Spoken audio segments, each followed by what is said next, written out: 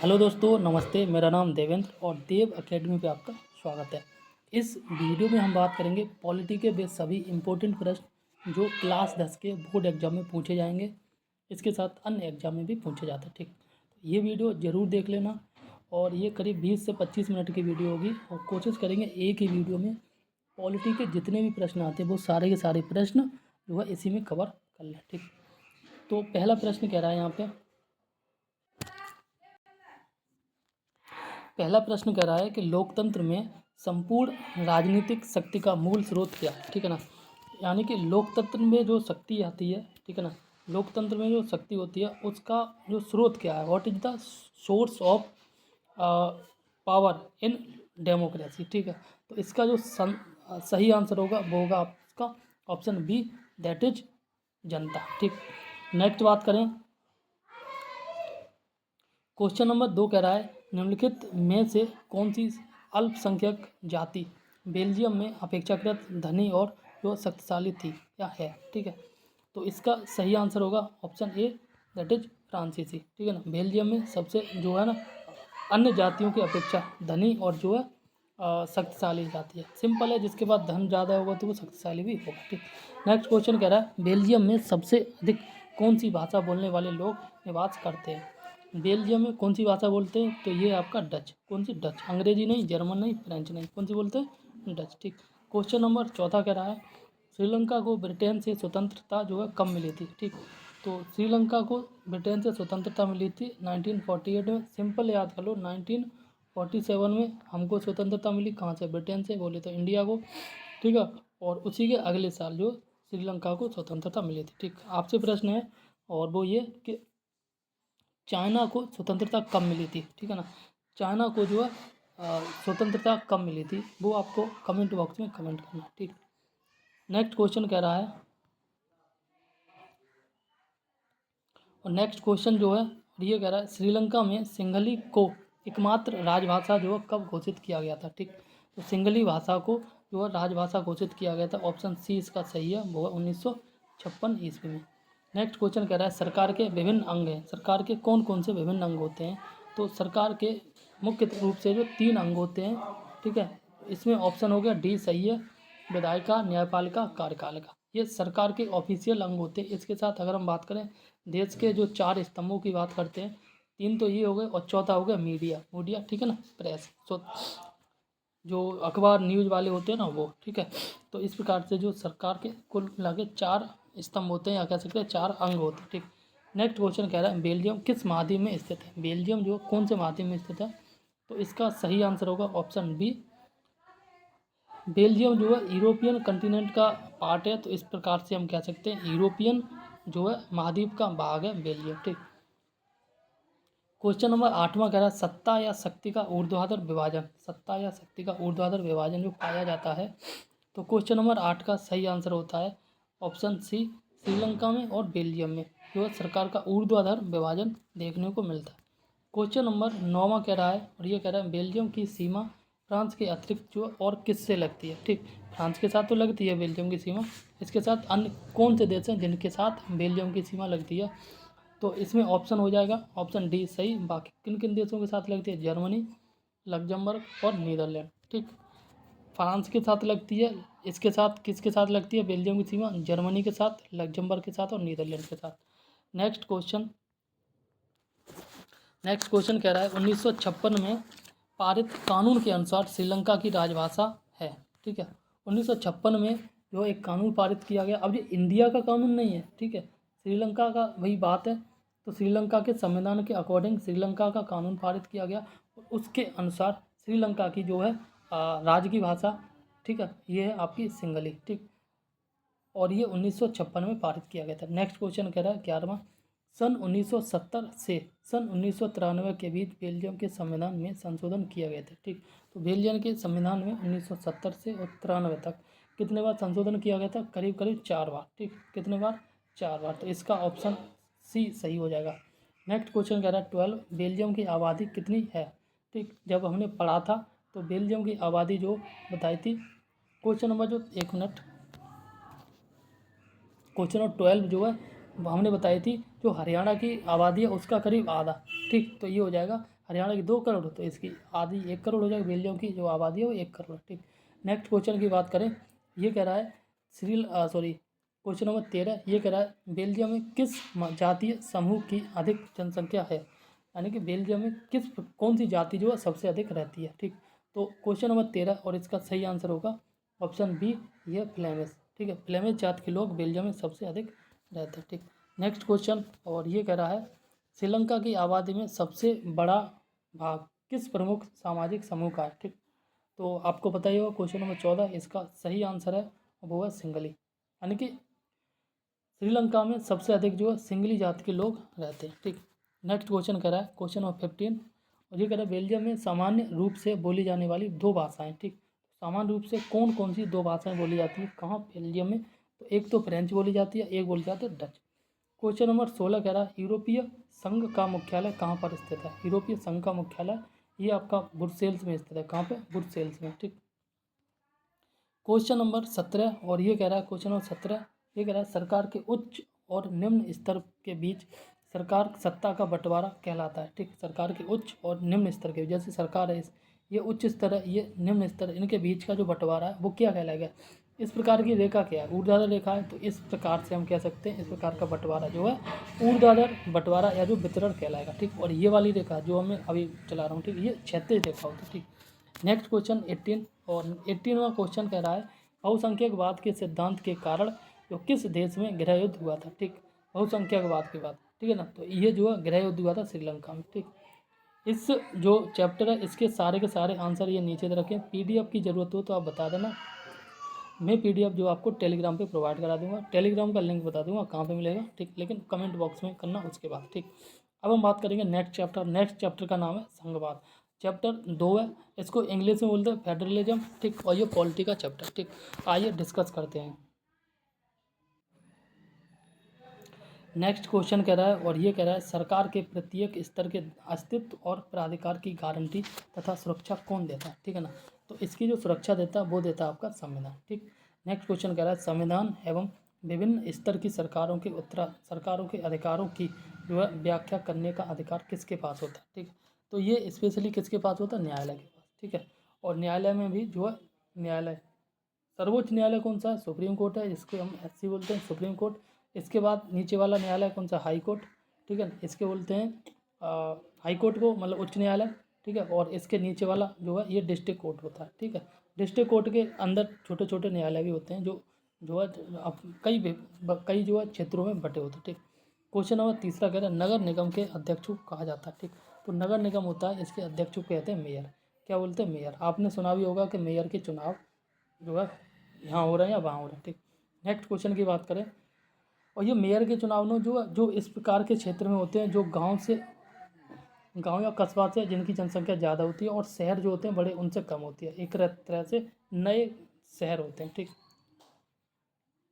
Next question कह रहा है विवाह का अधिकार किस अनुसूची से संबंधित है। विवाह का अधिकार जो है किस अनुसूची से संबंधित है, तो क्वेश्चन नंबर जो है 4, इसका सही आंसर होगा ऑप्शन सी, संवर्ती सूची, राज्य सूची और संघ सूची। ये संविधान की 7वीं सूची के अंतर्गत है, 3 सूचियों के बनाया गया है।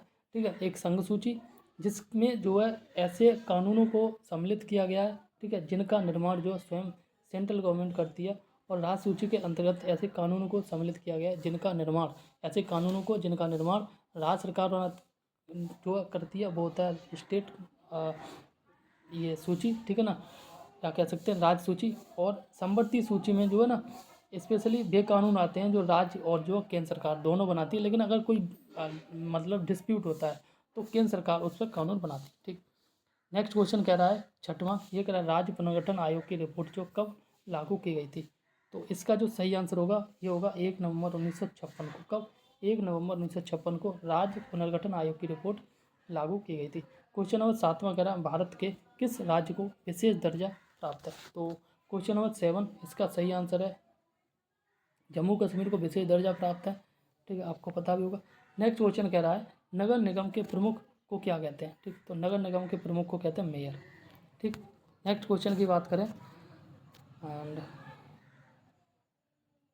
ये कह रहा है कि भारत में वास्तविक जो विकेंद्रीकरण की दिशा में सबसे बड़ा कदम उठाया गया है। ठीक है। तो सबसे बड़ा कदम कब उठाया गया? क्वेश्चन नंबर 9, इसका सही आंसर होगा ऑप्शन जो है 1991। वास्तविक विकेंद्रीकरण के तहत जो है ना सन 1900, देखो 91 की बात है, बट 1902 संशोधन हुए थे, 1992, और एक संशोधन हुआ था 1993 में। इस प्रकार से एक नगर जो है पंचायत के बारे में हुआ था, और एक हुआ था नगर जो है निगम के बारे में, ठीक है ना। यानी कि जो गाँवों में शक्ति के विकेंद्र से संबंधित था, और एक जो संशोधन था वो था आपका शहरों में शक्ति के विकेंद्रीकरण से, ठीक। नेक्स्ट क्वेश्चन की बात करें, क्वेश्चन नंबर 10वां। तो क्वेश्चन नंबर 10वां कह रहा है निम्नलिखित में से जो कौन सा विषय राज्य सूची में नहीं है, ठीक। राज्य सूची का विषय नहीं है, यानी कि संवर्ती सूची का विषय हो सकता है या फिर केंद्र सूची का विषय हो सकता है। तो जो राज्य सूची में नहीं है वो रक्षा है, ठीक है। स्पेशली ये केंद्र सूची का विषय होता है, और इस पर कानून कौन बनाता है? केवल और केवल केंद्र सरकार बना सकती है, ठीक है। इसी प्रकार से विदेश मामले हो गए, ठीक है ना, इस पर भी सरकार, केंद्र सरकार ही कानून बनाएगी। क्वेश्चन नंबर 11, और ये कह रहा है वे विषय जो किसी सूची में नहीं आते हैं वे किसके अधिकार क्षेत्र में चले जाते हैं, ठीक है। तो वे जो है ये चले जाते हैं आपके राज्य सूची या राज्य सरकार के अधिकार क्षेत्र में चले जाते हैं, यानी कि ऐसे विषय जो किसी सूची में नहीं आते, ना राज्य सूची में आते ना ही केंद्र सूची में आते हैं, ठीक है ना। तो वे कहाँ चले जाते हैं? राज्य सूची या जो राज्य सूची या राज्य सरकार के अंतर्गत चले जाते हैं, ठीक। अब हम बात करेंगे नेक्स्ट चैप्टर जाति धर्म और लैंगिक मसले के बारे में, इसके इम्पोर्टेंट प्रश्न डिस्कस करेंगे, ठीक। ये डिस्कस करते हैं। पहला प्रश्न कह रहा है श्रेणीबद्ध सामाजिक विभाजन का एक रूप है, ठीक है। तो श्रेणीबद्ध सामाजिक विभाजन का जो रूप होता है वो होता है लैंगिक असमानता। तो इसका सही आंसर हो गया ऑप्शन 3 सी, ठीक है, ऑप्शन सी हो गया। आगे बात करें भारत के संविधान के किस अनुच्छेद के द्वारा जो छुआछूत को समाप्त किया गया है? तो क्वेश्चन नंबर दूसरा है, इसका जो सही आंसर होगा ऑप्शन सी, अनुच्छेद 17 के अंतर्गत जो छुआछूत को समाप्त किया गया, ठीक। क्वेश्चन नंबर तीसरा कह रहा है भारत में हिंदू कोड बिल जो कब पारित किया गया था? भारत में हिंदू कोड बिल जो है, एक सेकंड, ये प्रश्न चौथा है। तो हिंदू कोड बिल ये पारित किया गया था 1950 में। इससे पहले एक और प्रश्न है, वर्तमान में भारत में, ठीक है, महिलाओं की साक्षरता दर क्या है? तो वर्तमान में महिलाओं की साक्षरता दर ये करीब है 65%, ठीक। आगे बात करें क्वेश्चन नंबर 5वां। तो क्वेश्चन नंबर 5वां कह रहा है, ये कह रहा है निम्न में से जो है किसने जाति रहित समाज की नींव रखने का प्रयास किया? तो ये किया है जाति रहित समाज की नींव रखने का प्रयास, ये किया है BR अम्बेडकर साहब ने, ठीक।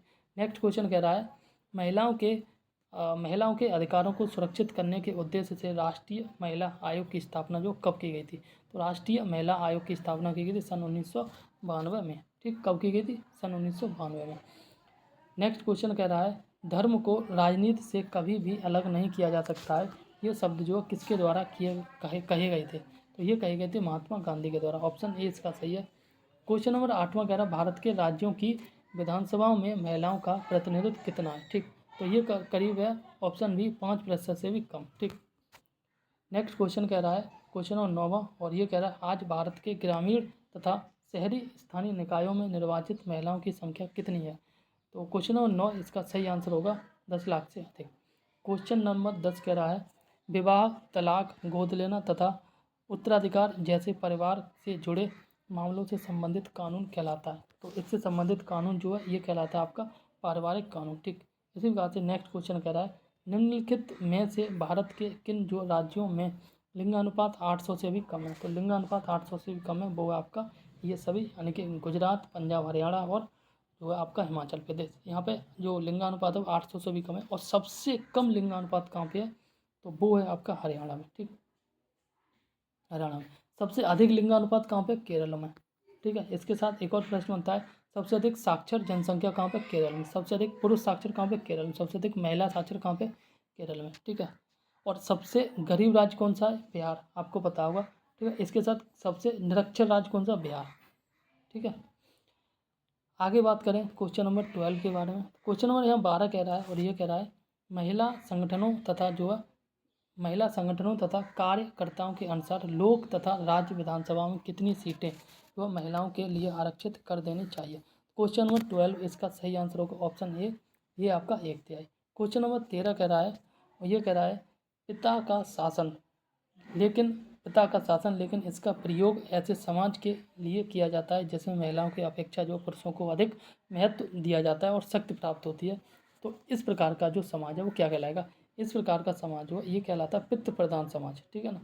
सिंपल है, जैसे कोई भी समाज है जिसमें पुरुषों को अधिक जो है अधिकार दिए गए तो वह समाज पितृ सत्तात्मक कहलाएगा, ठीक है ना। क्वेश्चन नंबर 14 और ये कह रहा है हिंदू जातियाँ जो हिंदू सामाजिक व्यवस्था में अछूत मानी जाती थी, ठीक है ना, और भेदभाव तथा जो है तिरस्कार की दृष्टि से देखी जाती थी, ये भारतीय समाज के किस वर्ग की हैं?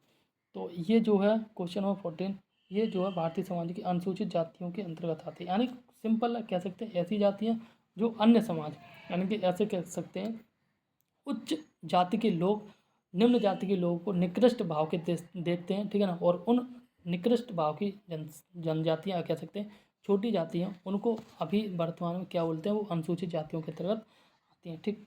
क्वेश्चन नंबर 15 और ये कह रहा है विश्व के किस भाग या जो है देशों में सार्वजनिक जीवन में महिला की भागीदारी का स्तर काफ़ी ऊंचा है?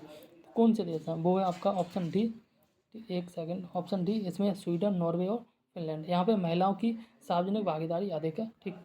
क्वेश्चन नंबर 16 कह रहा है भारत में जो है वर्ष 2001 में पुरुषों तथा महिलाओं की साक्षरता प्रतिशत दर कितनी थी? तो ऑप्शन बी इसका सही आंसर होगा, ये होगा यहाँ पर 76% पुरुष थे और 54% महिला थे, ठीक, साक्षर थी। ये पुराना डेटा है लेकिन अभी हम बात करेंगे 2011 के अकॉर्डिंग, ठीक है। तो ये वाला क्वेश्चन एक तरह से मान लो डिलीट, ठीक। नेक्स्ट क्वेश्चन कह रहा है क्वेश्चन 17, लिंगानुपात का अर्थ क्या होता है? लिंगानुपात का अर्थ होता है 1000 पुरुषों पर महिलाओं की संख्या। ऑप्शन बी इसका सही आंसर होगा, option B is a right option, ठीक। नेक्स्ट क्वेश्चन कह रहा है निम्नलिखित में से कौन से समाज सुधारक नहीं थे? ठीक है, कौन जो थे जो समाज सुधारक नहीं थे? वो थे आपके डॉक्टर राजेंद्र प्रसाद, समाज सुधारक नहीं थे, अम्बेडकर साहब, डॉक्टर अम्बेडकर, ज्योतिबा फुले, पेरियार रामास्वामी, ठीक है ना। ये समाज सुधारक थे और ये कहीं ना कहीं निम्न जाति के उद्धार की भलाई चाहते थे। इसके साथ पेरियार की बात करें तो साउथ इंडिया में इनका बहुत बड़ा योगदान था और इनका ज्योतिबा फुले का आपका महाराष्ट्र की तरफ था, ठीक है, अम्बेडकर का करीब करीब पूरे भारत में, ठीक। अब हम बात करेंगे नेक्स्ट चैप्टर के बारे में। नेक्स्ट चैप्टर का नाम है राजनीतिक दल। क्या है? राजनीतिक दल। इस चैप्टर का पहला प्रश्न कह रहा है भारतीय राष्ट्रीय कांग्रेस की स्थापना कब की गई? ठीक, तो आप सभी को पता होगा भारतीय राष्ट्रीय कांग्रेस की स्थापना जो है 1885 ईस्वी में की गई थी, ठीक है ना, और ये की गई थी मुंबई में, ठीक है ना। इसके साथ ये जो स्थापना की गई थी उस जगह का नाम था, एक कॉलेज था जिसका नाम था गोपाल दास और कुछ नाम था, ठीक है ना, संस्कृत महाविद्यालय ऐसा कुछ नाम था। नेक्स्ट क्वेश्चन कह रहा है दूसरा क्वेश्चन कह रहा है भारतीय कम्युनिस्ट पार्टी की स्थापना कब की गई थी? ठीक, तो ये की गई थी करीब करीब 1925 में। नेक्स्ट क्वेश्चन कह रहा है तीसरा भारतीय कम्युनिस्ट पार्टी में फूट कब पड़ी थी? 1925 में स्थापना हुई थी और 1964 में इसमें फूट पड़ गई थी। क्वेश्चन नंबर 14 कह रहा है भारतीय जनता पार्टी का गठन कब किया गया था? तो ये किया गया था 1980 में, ऑप्शन ए इसका सही आंसर, ठीक। आगे बात करें क्वेश्चन नंबर 14, ठीक है, और क्वेश्चन नंबर 14 का भारतीय जनता पार्टी यानी बीजेपी की जो स्थापना कब की गई थी? ठीक, तो ये अभी हम डिस्कस भी किया था 1980 में। नेक्स्ट क्वेश्चन कह रहा है भारत में किस चुनाव में राजनीतिक दलों की भूमिका नगण्य होती है? ठीक, तो क्वेश्चन नंबर 5 का सही आंसर होगा राष्ट्रीय चुनाव में जो है राजनीतिक दलों की भूमिका नगण्य का मतलब निम्न होती है यानी कि कम होती है, ठीक। क्वेश्चन नंबर 6 कह रहा है इनमें से कौन सा दल जो है प्रणाली का एक प्रकार नहीं है? कह सकते हैं दलीय प्रणाली का एक प्रकार नहीं है, तो त्रिदलीय प्रणाली, ये दलीय प्रणाली का एक प्रकार नहीं है। क्वेश्चन नंबर 7 कह रहा है और ये कह रहा है जब किसी बहुदलीय व्यवस्था में अनेक राजनीतिक दल चुनाव लड़ने तथा सत्ता में आने के लिए आपस में गठबंधन बनाकर सरकार का गठन करते हैं तो उसे जो क्या कहते हैं? ठीक, क्वेश्चन नंबर 7 और इसका सही आंसर है ये गठबंधन सरकार। आपने कई बार सुना होगा कि इस बार जो गठबंधन की सरकार बनी है। क्या होता है जब पूर्ण बहुमत नहीं आता है यानी कि किसी भी एक पार्टी के पास इतने वोट नहीं होते हैं जिसके कारण वह स्वयं सरकार बना ले, तो वो क्या करता है बाकी के अन्य 2 लोगों से गठबंधन कर ले, खुद और एक और के साथ अगर वोट शेयर इतना हो जाए जितने से सरकार बन जाए, ठीक है। और ज़रूरत पड़ी तो कई बार एक से अधिक गठबंधन सरकार जो एक से अधिक पार्टियों का भी कह सकते हैं गठबंधन के बाद सरकार बनाई जा सकती है, ऐसे मान लो साझे वाली सरकार, ठीक है। आगे बात करें क्वेश्चन नंबर 8। तो क्वेश्चन नंबर 8 में कह रहा है जिस दल का शासन हो, अर्थात जिस दल की सरकार बनी हो तो उसे कहते हैं, तो उसे क्या कहते हैं, उसे कहते हैं शासक दल, यानी कि सत्ता वाला दल, ठीक। नेक्स्ट क्वेश्चन 9वां, ये कह रहा है देवदलीय व्यवस्था वाला देश है। क्वेश्चन नंबर 9, इसका सही आंसर होगा ऑप्शन सी, ये आपका अमेरिका, ठीक। क्वेश्चन नंबर 10 की बात करें तो क्वेश्चन नंबर 10 में ये कह रहा है जिस दल को चुनाव आयोग द्वारा विशेष सुविधाएं अलग चुनाव चिन्ह दिया जाए तो उसे कहा जाता है, उसे कहेंगे हम मान्यता प्राप्त दल, ठीक है ना। नेक्स्ट क्वेश्चन 11वां, और 11वां क्वेश्चन कह रहा है वर्ष 2004 के संसदीय चुनाव में भारत में तीन प्रमुख गठबंधन थे, इनमें से कौन सा जो है इन चीफ प्रमुख गठबंधन में नहीं था, ठीक। तो क्वेश्चन नंबर 11 का सही आंसर होगा ऑप्शन सी, अकाली मोर्चा, ठीक। नेक्स्ट क्वेश्चन कह रहा है भारत में प्रत्येक दल को किसमें जो है अपने आप को पंजीकृत कराना आवश्यक है, ठीक। क्वेश्चन नंबर 12 का जो सही आंसर होगा वो होगा आपका चुनाव आयोग। चुनाव आयोग में अपने आप को प्रत्येक दल को जो है पंजीकृत कराना आवश्यक होता है, यानी कि रजिस्ट्रेशन कराना आवश्यक होता है। आगे बात करें क्वेश्चन नंबर 13, और क्वेश्चन नंबर 13 कह रहा है कि जब कोई दल राज्य विधानसभा के चुनाव में पड़े कुल मतों का 6% या उससे अधिक मत प्राप्त करता है, या फिर जो है कम से कम 2 सीट पर जीत दर्ज करता है, 2 सीट पर जो है जीत उसकी हो जाती है, तो किस दल के रूप में उसे मान्यता प्राप्त हो जाती है। तो इसका जो है ये राज्य दल के रूप में उसे मान्यता प्राप्त हो जाती है, ठीक है। आगे बात करें क्वेश्चन नंबर 14, और ये कह रहा है भारतीय राष्ट्रीय कांग्रेस की विचारधारा की मुख्य विशेषता कौन सी है, ठीक है। तो इसकी जो मुख्य विशेषता है और ये है ऑप्शन डी, ये सभी, ठीक। कौन कौन, धर्मनिरपेक्षता, मध्य मार्गी और जो है कमजोर वर्ग तथा अल्पसंख्यक, ठीक है ना। क्वेश्चन नंबर 15 कह रहा है बहुजन समाज पार्टी जो है किससे प्रेरणा प्राप्त करती है, बहुजन समाज पार्टी किससे प्रेरणा प्राप्त करती है। तो बहुजन समाज पार्टी जो है स्पेशली हम कह सकते हैं जो दलित वर्ग के नेता थे, दलित वर्ग का उद्धार चाहने वाले ऐसे लोग, उनसे जो है बहुजन समाज पार्टी प्रेरणा जो है प्राप्त करती है। उनमें जो है अम्बेडकर साहब आ गए, बाबा साहब अम्बेडकर आ गए, ठीक है, ज्योतिबा फुले आ गए, रामास्वामी पेरियार आ गए, और जो है साहू जी महाराज आ गए, ठीक। क्वेश्चन नंबर 16 कह रहा है भारत में राजनीतिक दलों की संख्या कितनी है। तो भारत में राजनीतिक दलों की जो संख्या है ये करीब 750 से अधिक है, ठीक। नेक्स्ट क्वेश्चन की बात करें भारत के राष्ट्रीय दल कितने हैं, ठीक। तो ये क्वेश्चन पहले कभी 6 थे बट अभी आई थिंक 7 है, 7, ठीक है ना। तो अभी ये क्वेश्चन को डिलीट मान के चलो। नेक्स्ट क्वेश्चन कह रहा है भारतीय राष्ट्रीय कांग्रेस का गठन कब किया गया था। ये 1885 में किया गया था, शुरुआत में भी क्वेश्चन था। नेक्स्ट क्वेश्चन की बात करें भारतीय कम्युनिस्ट पार्टी मार्क्सवादी, ठीक है, इसे बोलते हैं CPIM, इसका गठन कब किया गया था। देखो एक चीज़ मैं बताऊं, इसका गठन जो किया गया था क्वेश्चन नंबर 19 का किया गया था 1954। देखो अभी हमने पढ़ा था भारतीय कम्युनिस्ट पार्टी, इतना पढ़ा था, ठीक है, इसके बारे में पढ़ा था। इसकी स्थापना हुई थी 1925 में। कब हुई थी? 1925 में। फिर एक और प्रश्न पढ़ा था, इसमें जो फूट कब पड़ी थी 1964 में। जिस साल इसमें फूट पड़ी उसी साल एक नई पार्टी का गठन हो गया जिसका नाम था भारतीय कम्युनिस्ट पार्टी मार्क्सवादी, इसे हम बोलते हैं CPIM, ठीक है ना। और इसकी स्थापना हुई थी 1964, ठीक। नेक्स्ट क्वेश्चन कह रहा है, और ये कह रहा है क्वेश्चन नंबर 20 भारतीय कम्युनिस्ट पार्टी की जो स्थापना कब हुई थी, ठीक। तो इसकी स्थापना हुई थी 1925 में, अभी डिस्कस भी किया था। नेक्स्ट क्वेश्चन कह रहा है 21 भारतीय कम्युनिस्ट पार्टी मार्क्सवादी विचारधारा की जो है प्रमुख विशेषता क्या थी या कौन सी थी। क्वेश्चन नंबर 21 इसका सही आंसर होगा ऑप्शन डी। इसमें क्या क्या होगा, साम्राज्यवाद तथा जो सांप्रदायिकता का विरोध करती थी, मार्क्सवाद लेनिनवाद में विश्वास करती थी, धर्मनिरपेक्षता और जो लोकतंत्र का समर्थन करती थी। नेक्स्ट क्वेश्चन कह रहा है इनमें से कौन सा एवं सही नहीं है, ठीक। क्वेश्चन नंबर 22 है, इसका सही आंसर होगा ऑप्शन सी, और ये है भारतीय कम्युनिस्ट पार्टी का चिन्ह जो साइकिल था ये नहीं था, ठीक है। समाजवादी बहुजन समाज पार्टी का हाथी है, भारतीय राष्ट्रीय कांग्रेस का हाथ का पंजा है, और बीजेपी का कमल का फूल है, ये सभी को पता ही होगा, ठीक। आगे बात करें क्वेश्चन नंबर जो है 23, इसमें कह रहा है इनमें से कौन सा क्षेत्रीय दल का उदाहरण नहीं है। तो क्षेत्रीय दल का उदाहरण नहीं है वो राष्ट्रवादी कांग्रेस पार्टी, क्षेत्रीय दल का उदाहरण नहीं है। ये ऑप्शन भी तो सही हो गया, लेकिन शिवसेना और ये आपका असम गण परिषद और ये तेलुगु परिषद, ये अलग पार्टी है। ठीक, नेक्स्ट क्वेश्चन कह रहा है, और ये अच्छा ये भी प्रश्न जो है पुराना है, ठीक है, इसको अभी फोकस मत करना। इन दलों में से कौन सा जोड़ा सही नहीं है, ठीक है ना। तो यहाँ पे आप देख सकते हैं जो क्वेश्चन नंबर 24 है, इसका सही आंसर होगा ऑप्शन जो है सी, सही आंसर होगा ऑप्शन सी, इसका जोड़ा सही नहीं है। झारखंड मुक्ति मोर्चा जो बंगाल में नहीं, ये आपकी झारखंड में, बाकी राष्ट्रीय जनता दल झारखंड में है, ठीक है, और नेशनल कॉन्फ्रेंस जम्मू कश्मीर में है, और बीजू जनता दल उड़ीसा में। ठीक,